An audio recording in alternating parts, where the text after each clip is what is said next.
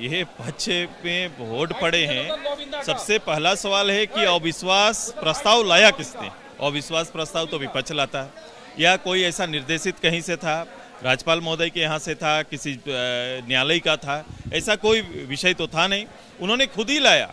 और खुद लाया किसके लिए? जब हमें अविश्वास नहीं था तो उनका अविश्वास उनके सदस्यों से था।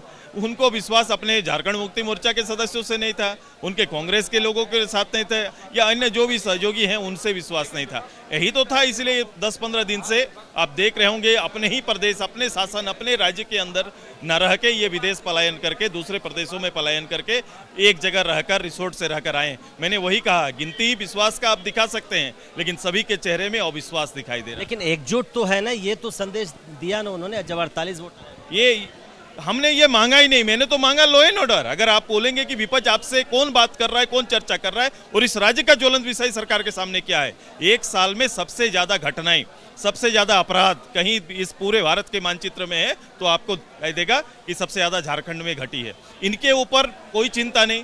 दुमका की घटना पर वेदना के दो शब्द नहीं। उसके साथ साथ आप देखेंगे कि यहाँ के मूल विषय जिसको लेकर यहाँ के लोकल छात्र लगातार हम लोग सब मिलके यहाँ के स्थानीय नियोजन नीति जिसकी बात चुनाव से पहले करते रहे, आरक्षण की बात, जातीय जनगणना की बात, ये सारे विषय पर केवल उनका भाषण हुआ। अगर ईमानदार रहते तो मंत्रिमंडल से स्वीकृति लेकर आज सदन में आते। सदन एक दिन का ट्राइबल मुख्यमंत्री को हटाने की कोशिश कर रहे हैं आप लोग, ऐसा उन्होंने आरोप लगाया। भाई साहब, बहुमत में आप हैं। अगर आप ये आज सदन में हम ये कहें कि आप जो करप्शन है, करप्शन की स्वीकृति लेने के लिए आए हैं, कि आप उसका बहुमत भी दे दीजिए, शायद यही लेने के लिए आए हैं। कोई किसी को हटाना नहीं चाहता। आप जिसको नेता बनाओ, ये आपकी जवाबदेही है। आपको नेता गठबंधन ने बनाया, आप नेता हैं। आप इसके बाद कौन बनेगा, कैसे बनेगा, कौन हट रहा है नहीं हट रहा है, ये चिंता उनको क्यों सता रही है?